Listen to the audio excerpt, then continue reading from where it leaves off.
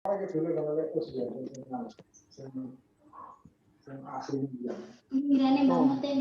aku masuk.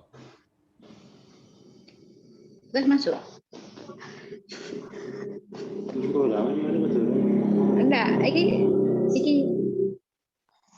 Selamat sahabat, boleh bertemu walaupun hanya melalui media virtual seperti ini dengan anggota-anggota jemaat dari berbagai tempat, dari Tunjung Rejo, dari Lumajang, dari Probolinggo, dan tempat-tempat yang lain. Malam hari ini juga kami senang di tengah-tengah perbaktian ini, pimpinan kita dari Kalimantan Timur, Pendeta Sandi, yang merupakan Sekretaris Eksekutif Kalimantan, boleh hadir bersama-sama. Terima kasih, Pendeta Sandi. Jadi Pendeta Sandi ini adalah kakak dari istrinya Pendeta Adi Sulistiono, rekan kita yang ada di Jawa Timur. Kita senang Pendeta Sandi boleh bersahabat atau bergabung dalam kebaktian malam hari ini.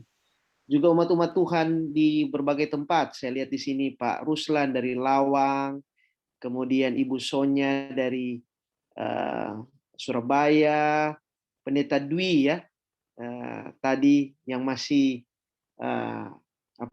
masih honeymoon. Itu sebabnya mati lampu enggak masalah untuk mereka yang honeymoon. Lalu kemudian saudara-saudara yang lain yang saya lihat bersama-sama, ada Ibu Evelyn dari Sidoarjo, dan kemudian ada Dr. Beni juga saya lihat di sini. Mohon maaf kalau saya tidak bisa lihat satu persatu, tapi tentunya ini merupakan sukacita kita boleh bersama malam hari ini. Terima kasih tadi lagu spesial dari Probolinggo ya, keluarga apa namanya di sini Pak Wacono. Pak Wacono ya, terima kasih sudah memakan lagu spesial dan semua kita tentunya bersyukur kepada Tuhan. Nah, saya mohon untuk bisa share screen, mudah-mudahan ini bisa kelihatan ya. Oke. Baik.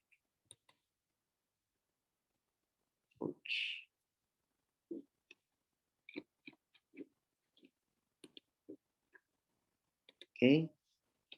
Saya ingin memastikan bahwa ini kelihatan di layar saudara, apakah muncul? Muncul, Pendeta. Terima kasih. Muncul, Pak. Oke, terima kasih. Saya senang juga di sini ada Bapak Gatra, Bapak muda ya, adik saya yang sangat menunjang dalam pekerjaan Tuhan ya. Juga Stefani saya lihat juga ada di sini ya, dan semua saudara-saudara tentunya. Baik, saya berterima kasih Pendeta Daniel memberikan saya kesempatan untuk boleh berbicara 1 bulan 1 kali dalam program ini. Acara ini memang setiap Jumat, tetapi tentu saja pembicara berbeda, tetapi Pendeta Daniel memberikan saya kesempatan 1 bulan 1 kali untuk boleh menyapa saudara-saudara melalui program ini. Nah, untuk kali pertama ini ada satu judul yang ingin saya bagikan. Tidak menginjil, bahaya. Pernah saudara dengar kalimat ini? Barangkali yang saudara mungkin berpikir tidak ada uang, bahaya misalnya. Atau bagi mereka yang sakit tidak minum obat, bahaya. Atau mereka yang belum divaksin, tidak divaksin, bahaya. Tapi rasanya kita tidak pernah mendengar sebuah hal yang berbahaya ketika tidak menginjil, itu jadi bahaya. Bagaimana saudara memikirkan tidak menginjil bahaya? Mungkin saudara berpikir, bertahun-tahun saya di Lumajang, di Tunjung Rejo, di Probolinggo, nah ngapa-ngapain, tapi biasa aja. Nah, ada sesuatu yang berbahaya, saya oke-oke aja, bisnis saya lancar, semuanya baik. Di mana bahayanya? Nah, malam hari ini, izinkan saya untuk membahas satu pembahasan yang mudah-mudahan saudara boleh memahami bahwa kita ini punya sesuatu yang harus kita lakukan. Dan Tuhan harapkan kita lakukan itu, karena itu kalau tidak dilakukan, sangat berbahaya. Bahaya untuk saya, bahaya untuk saudara. Mari kita tunduk kepala sejenak dan kita berdoa. Bapa kami dalam kerajaan sorga, tolong kami semua yang terhubung di dalam jaringan Zoom ini, agar kami boleh mengikuti acara ini tanpa ada halangan atau hal-hal yang mengganggu. Dan tolonglah hamba-Mu ketika berbicara, tolong juga semua jaringan, alat-alat yang kami gunakan agar dapat berfungsi dengan baik sepanjang acara ini. Kami serahkan semuanya ke dalam tangan-Mu di dalam nama Yesus, Juru Selamat dan Penebus kami. Amin. Oke, baik. Saya mulai dulu dengan ayat ini, ayat yang simple. Pernah saudara dengar ayat ini? Atau pernah baca? Tentu saja mungkin pernah ya. Ingatlah akan istri Lot, salah satu ayat yang paling pendek yang ada di dalam Alkitab. Ngapain mau ingat-ingat istri orang? Istri kita saja sendiri sudah bingung, kita mungkin pikir kalau seandainya dia sudah minta uang untuk belanja ini, belanja itu. Tapi kenapa ada Tuhan menyuruh kita untuk ingat istri Lot? Ada apa dengan keadaan keluarga Lot? Baik, ada yang menarik tentang Lot. Saya mulai dulu dengan Kejadian 13 ayat 10. Kejadian 13 ayat 10 katakan begini. Lalu Lot melayangkan pandangannya dan dilihatnya bahwa seluruh lembah Yordan banyak airnya seperti taman Tuhan, seperti tanah Mesir sampai ke Zoar. Hal itu terjadi sebelum Tuhan memusnahkan Sodom dan Gomora. Jadi latar belakang ayat ini adalah pada satu waktu gembala-gembala dari Lot dan gembala-gembala dari Abraham bertengkar. Oleh karena masing-masing ingin menguasai daerah untuk peternakan atau untuk ternak mereka, domba, kambing, dan lain sebagainya. Lalu akhirnya diputuskanlah sebuah jalan, kalau boleh daripada kita bertengkar, lebih baik kita pisah. Nah, waktu pisah ini Abraham menawarkan, Abraham omnya, pamannya ini katakan, Lot, ini lebih muda dari dia, ini adalah keponakannya. Kamu pilih, mana yang kamu suka? Mana yang kamu pilih duluan? Harusnya yang tua lebih dulu memilih. Begitu etikanya. Tapi Lot diberikan kesempatan lebih dulu. Dan yang menarik adalah, ayat ini katakan, Lot pilih tempat yang banyak air. Artinya, Lot pilih istilahnya tempat yang basah, tempat yang subur, tempat yang menjanjikan, yang punya prospek secara bisnis. Dan akhirnya Lot tinggal di daerah itu. Kejadian 13 ayat 12 katakan begini, Abraham menetap di tanah Kanaan, tetapi Lot menetap di kota-kota lembah Yordan, berkemah di dekat Sodom. Perhatikan kalimat ini, di dekat. Belum di Sodom, tidak di dalam kota Sodom, tapi dekat dengan kota Sodom. Lalu akhirnya Kejadian 14 ayat 12 mengatakan akhirnya Lot diam di Sodom. Jadi dari dekat kemudian akhirnya masuk ke kota Sodom. Nah, ada terjemahan yang lain dari bahasa Inggris. Di dalam Kejadian 13 ayat 12-13 dia bilang begini, Abraham stayed in the countryside away from the cities of Canaan. Jadi Abraham tinggal di pinggiran, jauh dari kota-kota di Kanaan. While Lot moved closer and closer. Jadi lebih dekat dan semakin dekat ke arah kota Sodom. Jadi dia nak langsung ke Sodom, tapi pelan-pelan akhirnya dia masuk ke kota Sodom. Sementara kita tahu bahwa kota Sodom adalah kota yang jahat. Nah, di dalam Roma pasal 12 ayat 2 katakan begini, jangan kamu menjadi serupa dengan dunia ini, tetapi berubahlah oleh pembaruan budimu, sehingga kamu dapat membedakan manakah kehendak Allah, apa yang baik, yang berkenan kepada Allah, dan yang sempurna. Artinya, kalaupun kita harus tinggal di kota, atau di mana saja kita tinggal, tapi ingat, kita harus berbeda. Kita tidak boleh sama dengan dunia. Nah sekarang bagaimana dengan keluarga Lot? Ini kisah yang semua kita tahu cerita ini. Lot ada di kota Sodom atau berada di daerah sekitar situ hampir 15 tahun atau lebih dari 15 tahun boleh saya katakan. Nah 15 tahun kemudian kota Sodom dan Gomora dibinasakan. Kita tahu ceritanya di dalam Kejadian 19. Pertanyaan saya, kenapa kota Sodom dan Gomora dibinasakan Tuhan? Jawaban umum yang selalu kita katakan adalah karena kota Sodom dan Gomora itu jahat. Itu jawaban umum. Tapi saya mau katakan jangan cepat-cepat langsung jawab seperti itu. Memang benar, di Kejadian 13 ayat 13 katakan, adapun orang Sodom sangat jahat dan berdosa. Tapi ada sesuatu yang perlu saudara simak jika kita harus menjawab kenapa kota Sodom dan Gomora dibinasakan. Dari mana kita harus menyimaknya? Perhatikan bacaan sebelum Kejadian pasal 19. Mari kita buka sama-sama di dalam Kejadian pasal 18. Saya harap di tangan saudara juga ada Alkitab. Jadi sekarang kita buka di Kejadian pasal 18, khusus mulai dari ayat 16 hingga ayatnya yang ke-32. Saudara boleh perhatikan di sana sambil lalu.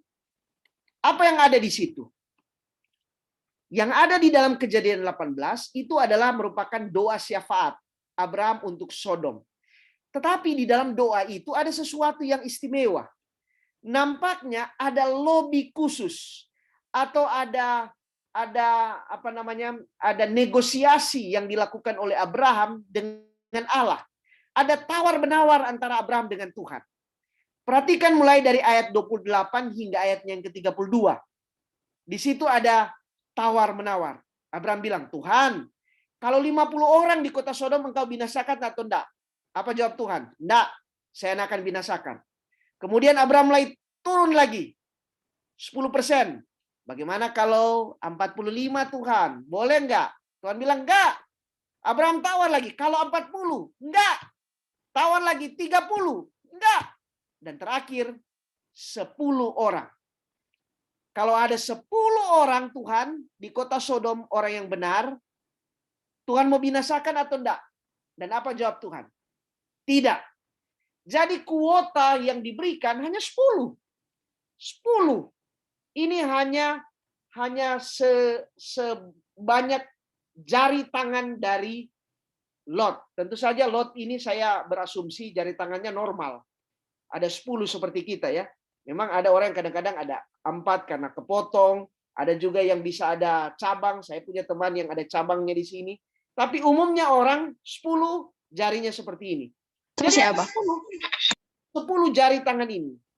Hitungan kasarnya, coba saudara pikir di sini. 10 ini Lot, istrinya, 2 orang anaknya, perempuan, kan itu 4 itu yang keluar dari kota Sodom. Berarti hanya 6 yang Lot akan cari.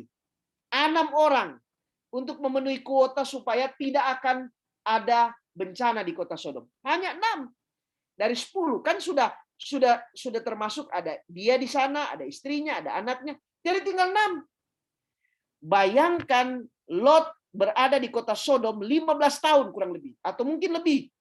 Masakan 6 orang saja dia nak mampu untuk cari. Untuk menggenapi kuota ini. 6 orang tambahan. Supaya 10. Tetapi saudara-saudara sekalian, ini yang terjadi. Selama 15 tahun sebagai misionari di kota Sodom dan Gomora, ironisnya tidak ada satu jiwa yang ditobatkan oleh pendeta Lot, oleh anggota jemaat Lot, oleh seorang pribadi Lot. Tidak ada satupun. Kalau ditanya, Lot, apa kerjamu di sini? Kalau Tuhan kira-kira datang ke kota Sodom, memang Tuhan datang, malaikat-malaikatnya datang. Tapi kalau seandainya waktu itu ditanya, Lot, apa kerjamu di sini? Saudara-saudara, menyangkut pertanyaan seperti ini, kita ingat kisah tentang Elia. Ketika dia lari bersembunyi ketakutan terhadap Ahab dan istrinya Isabel. Lalu kemudian Allah bertemu dengannya di tempat persembunyiannya. Dan dalam kisah itu Tuhan bertanya. Dalam 1 Raja-Raja 19 ayat 9 dan 10. Tuhan tanya, apa kerjamu di sini hai Elia? Elia jawab, bagus sekali. Dan memang itu benar. Elia jawab begini, aku bekerja segiat-giatnya bagi Tuhan Allah semesta alam. Apa benar begitu? Benar sekali. Memang Elia pontang-panting demi untuk keselamatan orang-orang. Elia benar. Tapi kalau Lot ditanya seperti itu, Lot, apakah kerjamu di sini? Tentu saja jawabannya tidak sama dengan Elia. Bisa saja dia katakan begini, aku bekerja segiat-giatnya, tapi untuk bisnis. untuk tambah aset, untuk berdagang, untuk properti, untuk apa saja. Giat memang. Tapi yang giat untuk keperluannya, bukan untuk pekerjaan Tuhan. Dan istrinya juga bisnis. Mereka adalah keluarga yang sukses.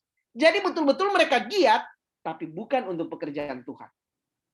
Nah, sekarang pertanyaan itu bisa ditanya juga kepada saya dan saudara. Apa kerjamu di kota Lumajang? Apakah kerjamu di Probolinggo? Apakah kerjamu di Tunjung Rejo? Bisa saja kita jawab, ya banyak Tuhan. Hari-hari saya ke sawah. Hari-hari saya urus toko. Hari-hari saya urus bisnis. Banyak. Sibuk memang. Tapi dari seluruh waktu dan energi dan kesempatan yang Tuhan berikan, berapa persen untuk pekerjaan Tuhan? Nah, saya ingin saudara memperhatikan kutipan ini. Buku The Great Controversy atau buku Kemenangan Akhir, halaman 10 dia bilang begini. Mendekati akhir dunia ini, setan akan bekerja dengan kekuatan yang lebih besar. Jadi setan kerja bukan sedikit-sedikit, lebih besar. Dia datang dengan geramnya yang dahsyat karena ia tahu waktunya sudah singkat. Dia akan bekerja dengan segala kekuasaan dan tanda-tanda keajaiban palsu. Segala keahlian yang diperolehnya selama 6.000 tahun akan sepenuhnya dikerahkan untuk membuat penipuan dan kehancuran. Semua kekejaman dikembangkan untuk melawan umat Allah dalam konflik akhir ini. Dan dalam situasi ini umat Allah berada dalam situasi bahaya. Mereka harus siap untuk berdiri di hadapannya pada kedatangannya. Nah, jadi ayat atau kutipan ini katakan setan enggak santai-santai sekarang. Setan itu kerja lebih keras. Nah, saudara kalau kerja keras, setan lebih keras. Saudara punya keahlian untuk melakukan sesuatu, setan lebih banyak keahlian. Jadi, coba bayangkan, di satu sisi lawan kita sementara kerja keras, tapi kita biasa-biasa. Ini adalah sesuatu yang perlu kita renungkan. Sekarang, kalau begitu, bolehkah saya tinggal di kota? Karena sekarang ada orang yang berpikir, bahaya ada di kota. Tidak pas kalau kita ada di kota. Saudara, perhatikan di sini. Boleh saja kita tinggal di kota atau di sebuah negara besar dan modern. Tetapi status dan keadaan rohani kita harus sama dan malah harus lebih baik. Di sini ada satu kalimat yang salah saya. Jadi status dan keadaan kita harus lebih baik daripada yang lain. Kira-kira begitu maksudnya. Saya kasih contoh. Yusuf, memang dia ada di Mesir, tetapi Mesir tidak mempengaruhinya. Dia yang mempengaruhi Mesir. Daniel, dia ada di Babylon, di pusat kekuasaan dunia waktu itu. Tapi Babylon tidak mempengaruhinya. Justru dia yang memberikan pengaruh terhadap Babylon. Esther, dia ada di kota Medo-Parsi. Dia ada di pusat kekuasaan di istana. Tapi Medo-Parsi tidak mengubah karakter dan imannya. Dia yang justru lebih berani dan tanpa rasa takut menunjukkan identitasnya. Jadi, saudara-saudara sekalian, dalam hal ini, di mana kita berada, entah kita di desa atau di kota, kita punya kerjaan. Dan kita harus lakukan itu. Kembali lagi tentang Lot. Ketika Lot tidak menginjil, menginjil itu adalah datang dari kata gospel, ya. Kata Injil itu datang dari kata gospel, kabar baik. Jadi ketika Lot tidak memberikan kabar baik kepada orang lain, dia membahayakan dirinya, juga keluarganya, dan membahayakan juga keselamatan penduduk kota Sodom dan Gomora. Bukankah begitu yang kita lihat? Jadi pada akhirnya ketika orang tanya, secara lebih detail kita lihat, kenapa kota Sodom dan Gomora dibinasakan? Jawaban umum tadi katakan, karena memang kota itu jahat. Tapi lepas dari kota itu jahat, di situ ada sesuatu yang tidak dikerjakan oleh seorang Lot. Yaitu Lot yang diharapkan menginjil selama 15 tahun, yang hanya cari 6 orang, dia tidak lakukan itu. Coba malam itu, Lot istrinya, 2 orang anaknya.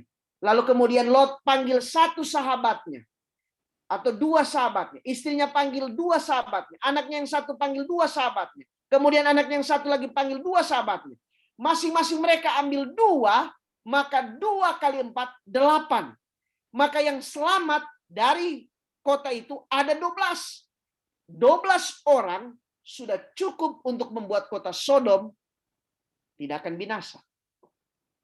Saudara boleh berpikir di sini. Ternyata dengan tidak melakukan apa-apa demi keselamatan orang, itu membahayakan orang lain, juga membahayakan diri kita. Baik, saya ingin memberikan beberapa fakta sejarah di sini.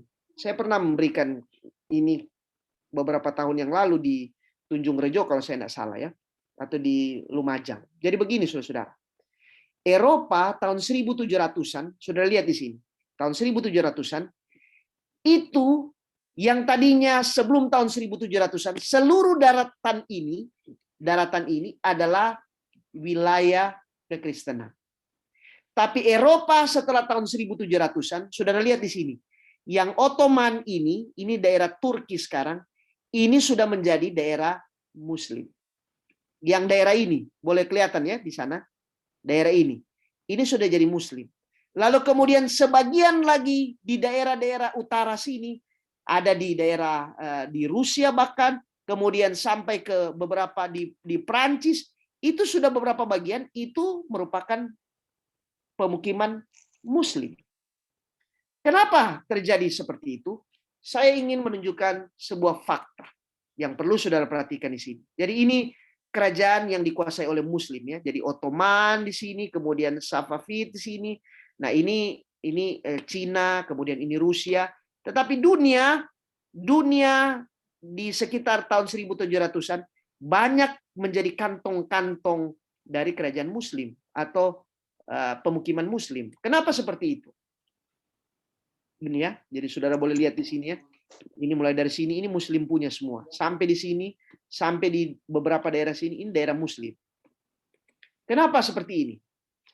Begini, kekristenan abad pertama, jadi abad pertama itu semenjak Yesus naik ke sorga, kemudian diserahkan kepada 12 rasul, kemudian 12 rasul kepada seluruh murid-murid pertama. Kekristenan adalah kekristenan yang sangat gencar di dalam penginjilan. Kita tahu bersama di dalam buku Kisah menceritakan bagaimana Paulus yang mengelilingi daerah apa yang disebut Laut Tengah, Mediterania di sini, sampai ke ujung-ujung sini dia pergi untuk membawa pekabaran. Dan itu bukan hanya Paulus saja. Di situ ada rasul-rasul yang lain dan juga tentu saja orang-orang Kristen awal. Jadi sampai pada abad ke-6 ini ekspansi dari kekristenan itu jauh sekali. Sampai di sini. Tetapi saudara-saudara, setelah abad ke-6 itu berhenti. Kenapa berhenti? Jadi kekristenan itu hanya menyebar, membawakan pekabaran itu hanya sampai abad ke-6. Jadi hanya daerah-daerah sini. Lalu setelah abad ke-6 apa yang terjadi? Atau setelah abad ke-7, maksud saya abad ke-7, tahun 600-an itu adalah abad ke-7. Jadi apa yang terjadi setelah abad ke-7 atau setelah tahun 600-an? Begini saudara-saudara. Saudara tahu sejarah gereja? Jadi mulai dari tahun 538 Masehi, di mana setelah Heruli, Vandal, dan Ostrogoth, saya tidak bicara detail tentang nubuatan, saya hanya membicarakan secara garis besar. Jadi setelah Heruli, Vandal, Ostrogoth dikalahkan oleh Roma, tapi Roma ini mengalahkannya bukan karena kekuatan militer, tapi di situ ada campur tangan gereja. Lalu kemudian kekuasaan itu diserahkan dari pemerintahan sipil, yaitu dari pemerintahan Justianus, kaisar terakhir, dia serahkan Roma itu ke tangan gereja. Itu yang disebut dengan Dekret Justianus 538. Nah, mulailah waktu itu apa yang disebut the Dark of Ages, di mana di dalam sejarah gereja atau di dalam nubuatan, baik yang ditulis di dalam buku Daniel maupun di dalam buku Wahyu, ada istilah 1 masa, 2 masa, setengah masa. atau 1260 petang dan pagi. Ini adalah 1260 tahun era supremasi kepausan atau kekuasaan gereja mutlak untuk seluruh wilayah Eropa. Jadi pada tahun-tahun di mana Eropa gelap oleh karena kekuasaan gereja yang terlalu kuat di sana, mereka lupa tugas utama, menginjil. Di tahun-tahun itulah di dalam buku Wahyu diistilahkan kekuasaan Tiatira.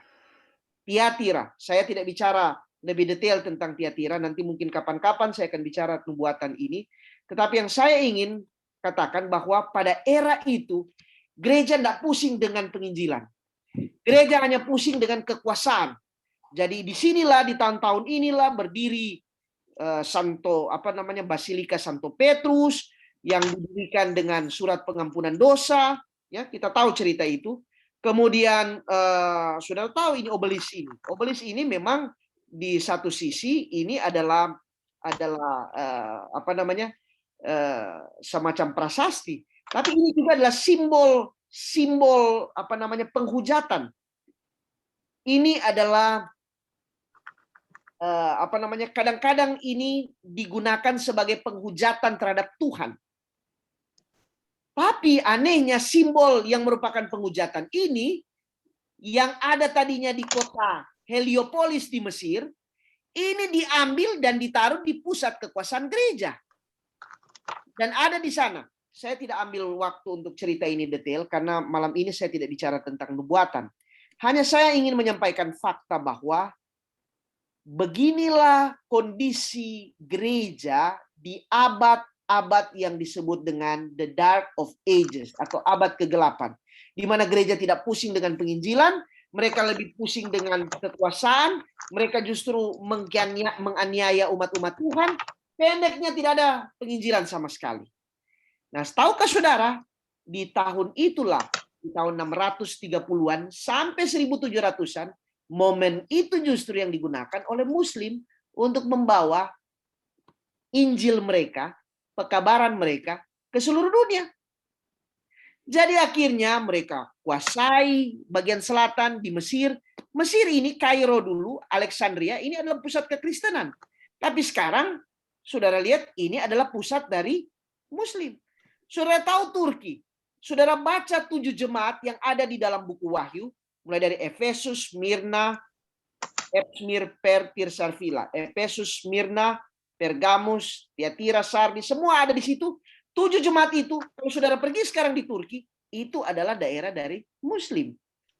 Artinya bahwa sesuatu yang harusnya terus dikerjakan oleh kekristenan untuk membawa penginjilan, mereka tidak lakukan. Dan yang lain mengambil peranan itu. Itulah yang terjadi dalam sejarah. Sehingga akhirnya, di tahun 630, 1700-an, itulah masa ekspansi besar-besaran yang dilakukan oleh Muslim. Dia ke selatan, dia ke utara, dia ke Persia. Ingat, Persia dulu adalah daerah Kristen. Bahkan dia pergi sampai ke Cina, bahkan sampai ke Indonesia. Saudara-saudara, di Indonesia sendiri, saudara tahu, ada banyak teori. Ada yang katakan bahwa dari abad tahun 600-an, 700-an sudah ada. Di abad ke-7 sudah ada Muslim di Indonesia. Tapi ada juga katakan, oh nanti abad ke-13, sama seperti teori Persia. Pedagang dari Gujarat, orang-orang Persia datang ke sini. Tapi yang saya mau katakan adalah begini. Entah itu dari Gujarat, entah itu Persia, tetapi Muslim lebih dulu masuk ke Nusantara daripada Kristen. Kita harus akui itu. Mereka datang sebagai pedagang dan membawa Injil mereka. Lalu, Kristen nanti datang tahun berapa? Kristen nanti datang setelah tahun 1700-an, 1800-an. Baru waktu itulah datang misioneri-misioneri di Eropa datang ke bumi Nusantara. Maka tidak heran di Jawa Timur jadilah Jawi Wetan. Di Sumatera berdirilah HKBP. No mention pergi ke sana. Di Sulawesi ada Schwarz, Riedel, yang membawa Injil. Lalu kemudian jadilah gereja Masih Injili Minahasa, ada gereja Injil Sangirta Laut, di Kalimantan juga datang, kemudian di Ambon ada GPM, Gereja Protestan Maluku. Tapi semua itu setelah tahun 1600-an. Jadi kurang lebih ada 3 atau 4 abad setelah Muslim masuk dulu, baru datang orang-orang Eropa. Zending-zending datang ke sini. Ketika zending-zending datang, sudah terlambat. Apalagi datang mereka itu bersama-sama dengan VOC atau Company Belanda. Jadi warna Injil, warna kekristenan yang masuk ke Indonesia dipandang oleh orang pribumi, orang-orang Nusantara adalah warna penjajah. Tidak heran orang tidak atau kekristenan di tanah Jawa ini sangat sulit. Orang sangat anti karena mereka mengidentikan itu dengan warna penjajah. Terlambat. Coba di abad-abad dulu itu datang lebih dulu di sini. Katakanlah tahun 700-an, tahun 800-an datang ke sini. Mungkin sejarah Indonesia akan berbeda. Mungkin Indonesia mayoritasnya bukan seperti yang kita saksikan sekarang ini. Tapi kenapa seperti itu? Karena terlambat. Kenapa terlambat? Karena itu yang saya katakan tadi. Eropa sementara menaruh perhatian terhadap ekspansi kekuasaan, membuat kekuasaan gereja kuat di tanah Eropa. Mereka lupa tanggung jawab mereka. Saya juga ingin mundur ke belakang. Saudara lihat di sini. Tahukah saudara tentang perkembangan Buddha? Buddha adalah agama yang datang lebih dulu dari Muslim ke Asia. Memang benar Buddha itu datang dari dari daerah India, tetapi mereka menyebar ke Cina, ke Jepang di tahun-tahun. Kalau lihat saudara di sini adalah di tahun waktu dia mulai di Tibet ini sebelum dia start di India itu tahun 500 BC atau before Christ. 500 sebelum Kristus. Sudah tahu ada apa tahun 500-an sebelum Kristus? Ya. Atau abad ke-6. Abad ke-6, abad ke-7. Ada apa di sana? Saudara-saudara sekalian, apa yang terjadi dengan abad ke-6 dan ke-7 sebelum Masehi?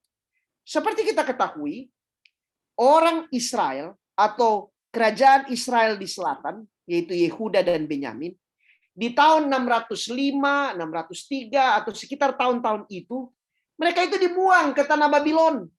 Mereka nanti kembali ke tanah asal, itu sudah tahun 500-an. Tapi waktu mereka kembali ke tanah asal, itu sudah sangat berbeda.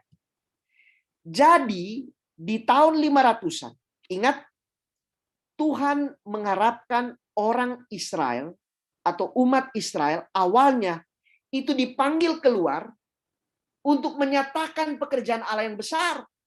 Itu sebabnya ada ayat di Perjanjian Baru adalah katakan begini, kamulah bangsa yang terpilih, imamat yang rajani, bangsa yang kudus, umat kepunyaan Allah, supaya kamu menyatakan perbuatan-perbuatan Allah yang besar, yang memanggil kamu keluar dari kegelapan kepada terangnya yang ajaib. Ayat ini aslinya ditujukan kepada orang Israel. Jadi mereka itu dipanggil dari Mesir supaya menyatakan Allah itu besar. Dengan kata lain, mereka itu mempunyai misi untuk membawa Injil atau kabar baik tentang Allah kepada semua bangsa. Tapi mereka tidak lakukan itu.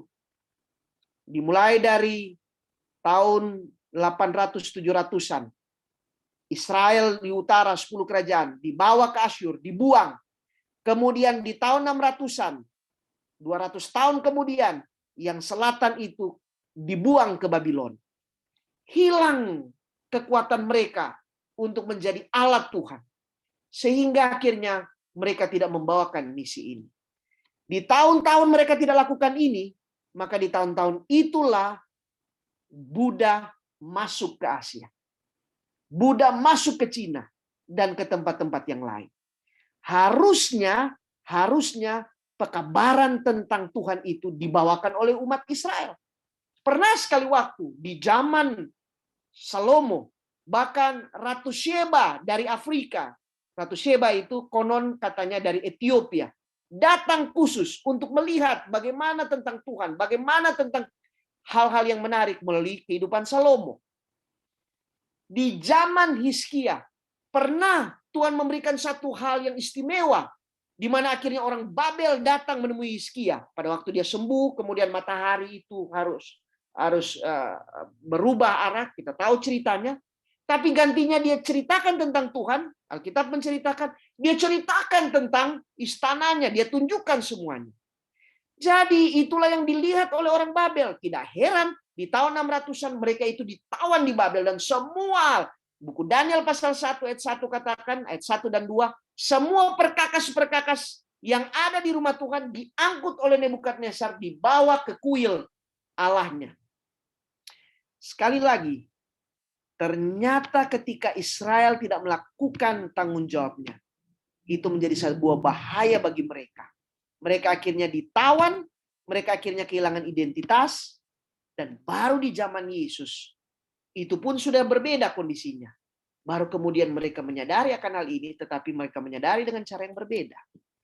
Saudara-saudara sekalian, kembali lagi kepada apa yang terjadi tentang Muslim. Saudara lihat di sini, daerah yang tadinya adalah merupakan daerah Kristen di Afrika Selatan, kemudian Afrika Utara ke arah selatan, kemudian di Asia Barat, kemudian di Eropa, semua ini akhirnya menjadi kantong-kantong Muslim. Kenapa? Karena di saat itu kekristenan mundur dan tidak melakukan penginjilan. Baru nanti tahun 1700-an, kekristenan sadar, baru mulai mau menginjil. Tapi sudah terlambat. Sudah terlambat. Saudara-saudara sekalian, saya mau baca 2 kutipan pada bagian terakhir dari pembahasan kita. Kutipan yang pertama adalah yang diambil dari buku Pelayanan Injil, halaman 314. Nyonya White mengatakan begini, Tuhan memanggil mereka yang memikul tanggung jawab besar. Mereka yang dipercayakan Tuhan pelbagai bakat yang berharga, menggunakan talenta, kepintaran, dan uang mereka dalam pelayanannya. Jadi, kepada kita, saudara yang punya uang misalnya, atau punya potensi, punya bakat, Tuhan tidak suruh kita untuk jadi kaya, punya jabatan, punya sesuatu yang hebat. Tidak. Tuhan suruh kita memikul tanggung jawab untuk melayani Dia. Buku yang sama, halaman yang berbeda, Nyonya White katakan begini, waktunya telah tiba, manakala melalui utusan Allah, gulungan itu sedang dibukakan kepada dunia. Kebenaran yang terdapat dalam kepekabaran malaikat pertama, kedua, dan ketiga harus sampai kepada setiap bangsa, suku, kaum, dan bahasa. Itu harus menerangi sudut gelap setiap benua dan sampai ke pulau-pulau di laut. Tidak boleh ada penangguhan dalam pekerjaan ini. Jadi tidak boleh ditunda. Itu harus dikerjakan secepat mungkin sekarang. Saya tutup dengan cerita ini. Saya senang bercerita. Dan cerita ini menjadi penutup untuk pertemuan kita yang pertama ini. Saya pernah mungkin cerita di beberapa gereja. Saya senang untuk menceritakan berkali-kali kisah ini. Karena saya rasa ini kisah yang menarik untuk kita renungkan. Kisah ini saya dapat dari opa saya. Jadi opa saya adalah seorang pendeta. Dia pensiunan pendeta. Dia sempat menjadi ketua daerah yang pertama di daerah Sulawesi Tengah. Kemudian dia pensiun tahun 70-an. Dan dia meninggal di tahun 93 kalau saya tidak salah. Nah, sebelum dia jadi seorang pendeta, dia pernah menjadi seorang supir di orang Chinese, seorang kapitan Cina di Manado. Namanya Lim Cheng Tai. Nah, Lim Cheng Tai ini, dia ini kaya, namanya kapitan Cina, jadi pemimpin komunitas Cina yang ada di Manado. Dia punya banyak bisnis, kopra, kemudian macam-macam bisnisnya. Lalu ada istrinya yang orang kenal dengan nama, belakangan istrinya ini menjadi orang Advent, dan orang memanggil istrinya dengan nama Suster Owa. Mereka tinggal di pusat kota di Manado. Kalau saudara-saudara pernah ke Manado, di Manado itu ada kelenteng besar. Ibu Daniel tahu itu kelenteng di daerah Salaca situ ya, atau daerah situ. Pendeta Sandi juga saya tahu tempat itu ya. Lalu mereka tinggal di situ. Rumah mereka besar. Lalu istrinya ini masuk menjadi Advent. Jadi waktu itu di dalam sejarah gereja Advent di Manado ada 2 orang Chinese yang menjadi pelopor pergerakan Advent di kota Manado. Yang satu adalah Sister Owa ini dan yang satu adalah Dr. Pang. Dr. Pang ini kalau saudara mengenal ada pendeta Cepi Yusuf, itu adalah ayahnya. Dr. Pang ini seorang dokter gigi terkenal di Manado waktu itu. Dr. Pang ini waktu dia masuk menjadi Advent, di tempat prakteknya dia tulis Sabtu tutup, Sabat. Jadi orang akhirnya tahu, oh ya Sabat. Dan dia kasih uangnya untuk pekerjaan Tuhan. Lalu Sister Owa ini, istri dari Kapitan Cina, begitu dia terima kebenaran ini, hampir tiap minggu pekerjaannya hanya menginjil. Dia punya mobil, tapi suaminya kadang-kadang atau suaminya kalau dia tahu dia menginjil, dia larang, dia aniaya. Kadang-kadang dia pergi dengan gerobak, jadi kalau orang Manado bilang roda sapi. Jadi roda yang ditarik oleh sapi. Disitulah dia pergi dan di bawah alas dari roda sapi itu dia taruh uang-uang. Uang-uang itu dipakai belanja untuk makanan kalau KKR. Zaman itu saudara-saudara dibuat KKR 40 malam, 60 malam. Saudara bayangkan 60 malam setiap malam dikasih makan orang. Maksudnya orang-orang dikasih makan. Berapa duit? Tapi uang untuk KKR itu kebanyakan dari 2 orang ini. Mereka kasih uang mereka, lalu kemudian mereka bantu KKR. Nah, berkali-kali ketahuan Sister Owa ini, dia ambil uang dari suaminya, kemudian dia bawa di tempat yang lain. Sudah tahu, ketika suaminya tahu, Lim Cheng Tai yang Kapitan Cina ini, dia pukul istrinya di depan orang. Dia aniaya. Berkali-kali dia lakukan ini. Sampai satu waktu istrinya katakan begini. Suamiku, kalau engkau lakukan terus begini, atau uangmu tidak pernah engkau investasikan untuk pekerjaan Tuhan, maka itu akan menjadi bahaya bagi kamu. Dia tidak peduli. Karena dia tidak pernah tahu tentang, dia hanya tahu kepercayaan leluhurnya. Dia tidak pernah tahu tentang kekristenan. Jadi lebih istrinya bicara, lebih dia aniaya istrinya.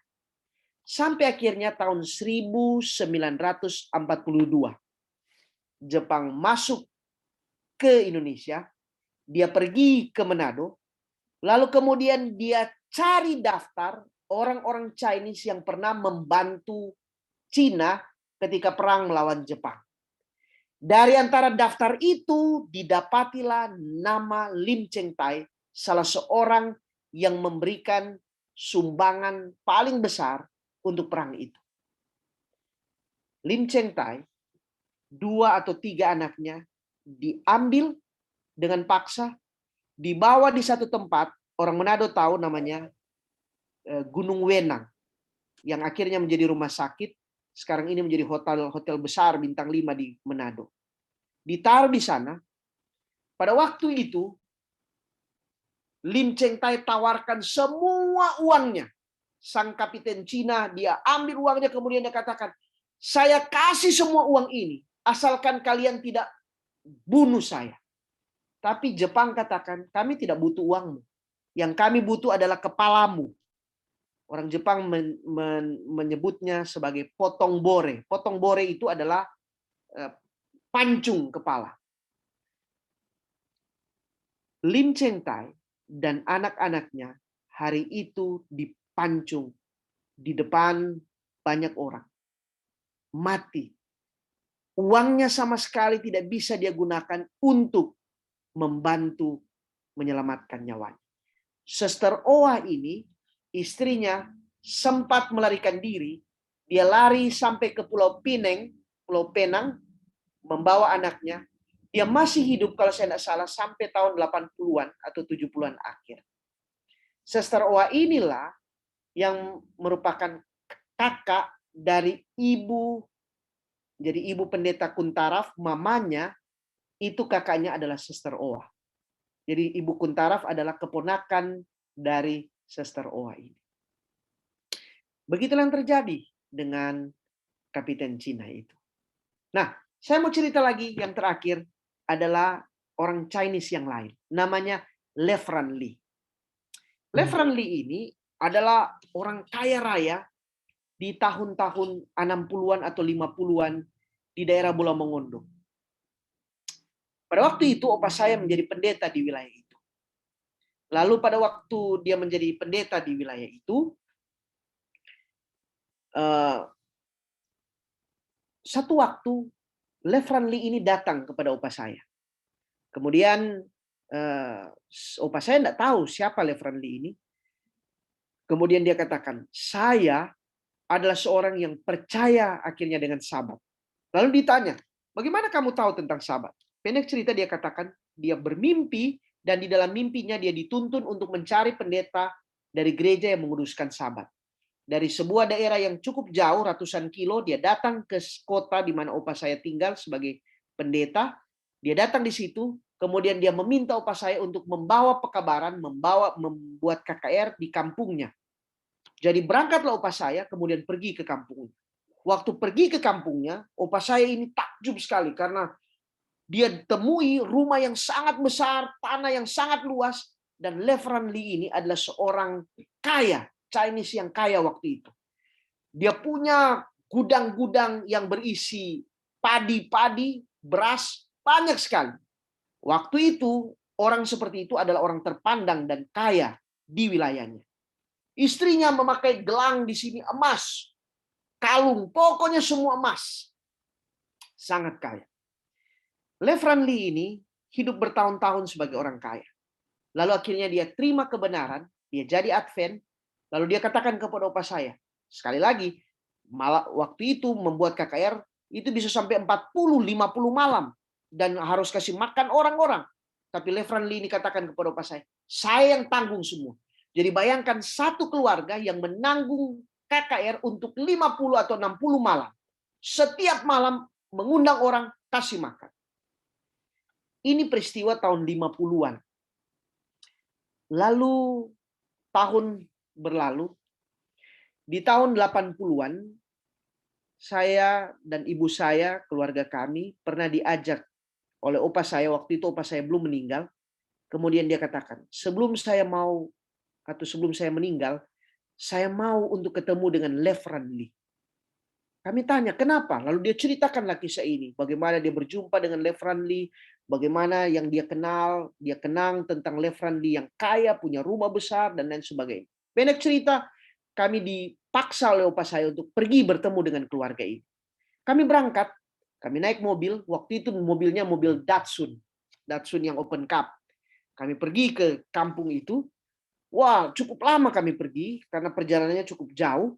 Jadi tiba di sana, yang ada di dalam bayangan kami adalah Lefran Li yang kaya raya, yang punya rumah besar dan punya semuanya.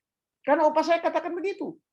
Jadi akhirnya kami bayangkan, wah, setiap rumah besar itu pasti rumah dari Lefran Li. Kami tanya. Sampai di ujung kampung, tidak ada yang mengatakan, atau rumah-rumah besar itu yang mengatakan bahwa ini adalah rumah dari Lefran Li. Tidak ada. Sampai akhirnya kami tiba hampir di ujung kampung, kemudian kami tanya, tahu enggak di mana rumah dari Lefran Li? Kemudian mereka kata, oh, Anda sudah jauh tertinggal di belakang. Kemudian mereka tunjuk, mereka bilang, oh, kira-kira sekian meter itu di sebelah sini, itulah rumah Lefran Li. Jadi akhirnya kami mundur jauh ke belakang, kemudian kami lihat. Waktu kami mundur dan kami lihat, tiba di tempat itu, kami lihat sesuatu yang lain. Tidak seperti yang dibayangkan, rumah besar, mewah. Tidak seperti itu. Yang ada adalah rumah kecil sekali dengan pekarangan yang sederhana, kemudian keadaan yang sangat sederhana, jauh dari apa yang disebut kemewahan. Tibalah kami di sana, pintu diketuk, opa saya yang ada di depan, dia mengetuk pintu, kemudian pintu dibuka. Pada waktu pintu dibuka, muncullah seorang tua yang sudah renta, dengan baju yang sangat sederhana, yang boleh saya katakan mungkin baju yang sudah kusut di sana. Kemudian mereka bertatapan mata. Saya menyaksikan bagaimana kedua orang tua ini kembali bertemu setelah sekian puluh tahun mereka tidak ketemu. Saya tidak pernah lupa pertanyaan dari opa saya kepada Lefran Lee. Lefran, di mana semua harta yang dulu pernah kamu miliki? Ketika kami pernah datang di sini untuk membuat KKR, dan kemudian engkau menjamu kami. Dan ini jawaban dari Lefran. Dia tidak mengatakan satu kalimat apapun di awal pembicaraan itu, tapi dia hanya menunjuk ke atas. Kemudian akhirnya dia katakan, setelah puluhan tahun saya menerima kebenaran ini, saya anggap tidak penting harta itu. Saya jual kebanyakan, saya hidup dengan sederhana, saya bantu banyak pekerjaan Tuhan, dan semua itu saya investasikan untuk pekerjaan Tuhan dan untuk keselamatan saya nanti. Saya berpikir, satu waktu nanti ke surga, Lefran Lee ini ada di sana. Karena semua hidup yang dia lakukan dan jalani setelah dia menerima Kristus lebih banyak untuk Tuhan. Saudara-saudara sekalian,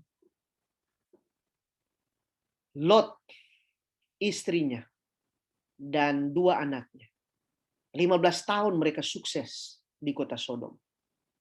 Tapi saya percaya, di sorga tidak ada istri Lot. Tidak ada anak-anak Lot. Karena kita tahu ceritanya di dalam Kejadian pasal 19. Bahkan mungkin Lot juga tidak ada di sorga. Mungkin. Kenapa? 15 tahun Lot lebih pusing dan lebih peduli dengan pekerjaan mendatangkan uang, bisnis, dan lain sebagainya. 15 tahun Tuhan memberikan kesempatan baginya untuk menjadi pembawa pekabaran kepada kota Sodom dan Gomora. Tapi Lot tidak lakukan itu. Ayat tadi katakan, ingatlah akan istri Lot. Mari kita renungkan ayat ini untuk kehidupan kita selanjutnya dan di dalam pelayanan kita menyangkut penginjilan. Kita nanti akan membicarakan tentang penginjilan lebih banyak untuk pertemuan-pertemuan berikut. Tapi saya percaya dan saya berdoa, Tuhan kiranya akan nolong kita untuk memahami bahwa kita memiliki tanggung jawab yang sangat penting di dunia ini menjelang kedatangan Tuhan. Menjelang kebinasaan dunia ini. Di tangan kita lah kebinasaan dunia ini sangat ditentukan. Tuhan kiranya akan nolong kita untuk menjadikan kita menjadi alatnya dalam menyelesaikan pekerjaannya di hari-hari terakhir ini. Saya bawa dalam nama Yesus. Amin. Amin. Tentunya kita mengucap syukur atas apa yang telah disampaikan oleh pembicara kita malam hari ini, Pendeta Raymond Lohonoman. Terima kasih banyak, Pendeta. Saya percaya bahwa Tuhan menggerakkan hati kita masing-masing, dan apa yang telah kita terima malam hari ini semoga menggugah hati kita sehingga kita dapat praktekkan dalam kehidupan kita.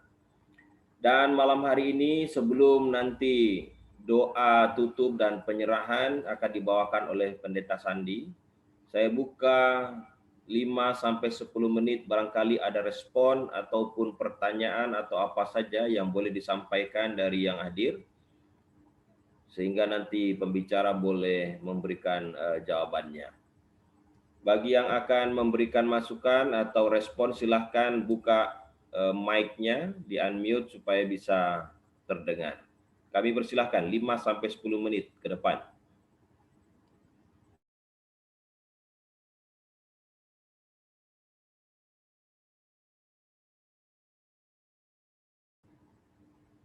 Apa sudah cukup jelas semuanya?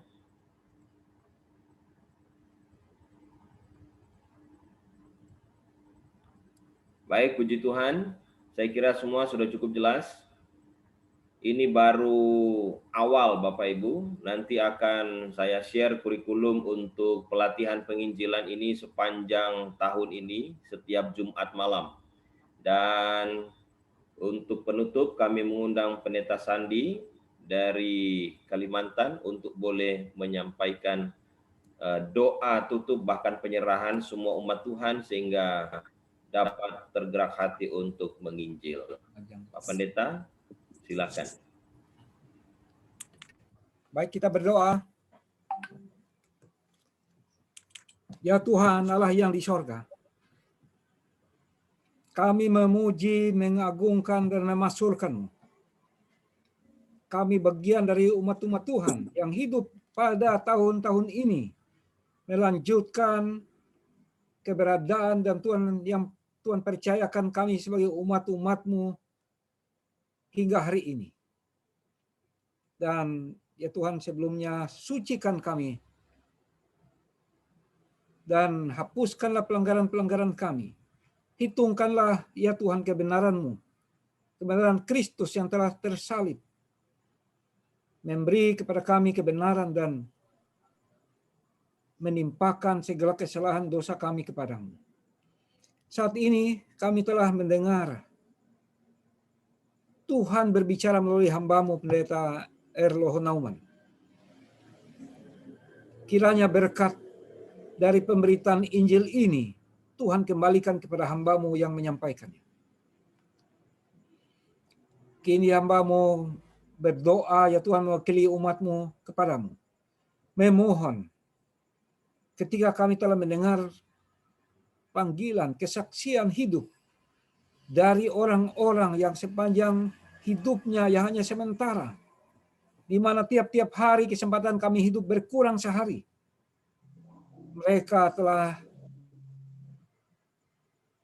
membuat, menghitung, dan memilih bahwa keselamatan dan terlibat dalam pekerjaan Injil itu yang termahal, terpenting dari semua yang dicari oleh orang-orang dunia. Dan ya Tuhan, kami mohon kuasa Roh Kuduslah kiranya akan memanggil kami pula dalam zaman kami ini, dalam keadaan kami yang berbeda-beda, dengan karunia rohani berbeda, dengan kepercayaan harta benda yang berbeda, tapi semua kami dapat memberikan apa yang dapat kami berikan selagi kami hidup di tempat di mana Tuhan percayakan kami, di jemaat, di cabang sekolah sahabat. Dan kami rindu melihat bahwa Tuhan dapat bekerja melalui jemaat-jemaat-Mu yang bergabung malam hari ini.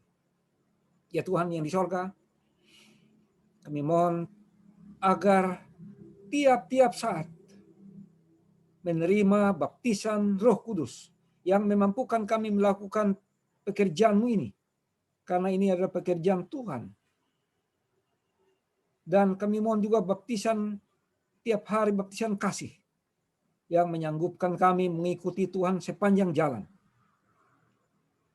Dan kami memohon kiranya oleh kuasa Roh Kudus memberi kami kerinduan yang berkobar-kobar melanjutkan apa yang telah kami lakukan di jemaat di mana Tuhan percayakan kami di tengah masyarakat di Konferensi Jawa Kawasan Timur ini.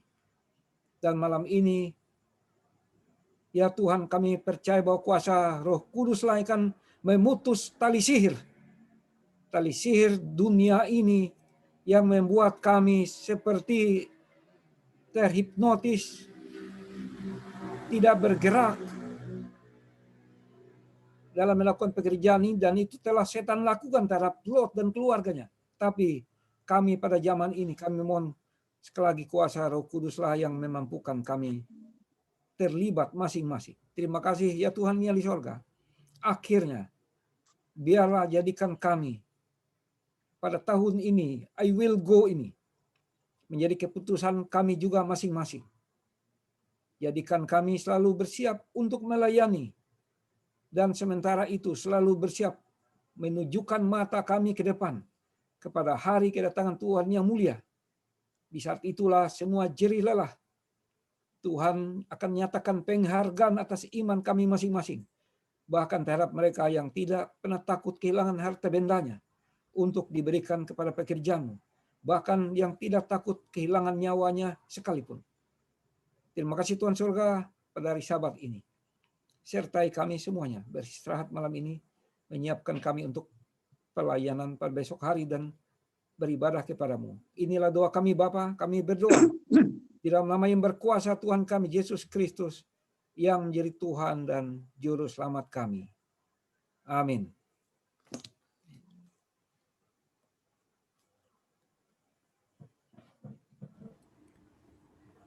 Terima kasih banyak Pendeta Sandi untuk doa yang telah dilayangkan. Malam hari ini acara atau ibadah kita telah berakhir. Saya ingin share screen sebentar untuk schedule pembahasan berikutnya.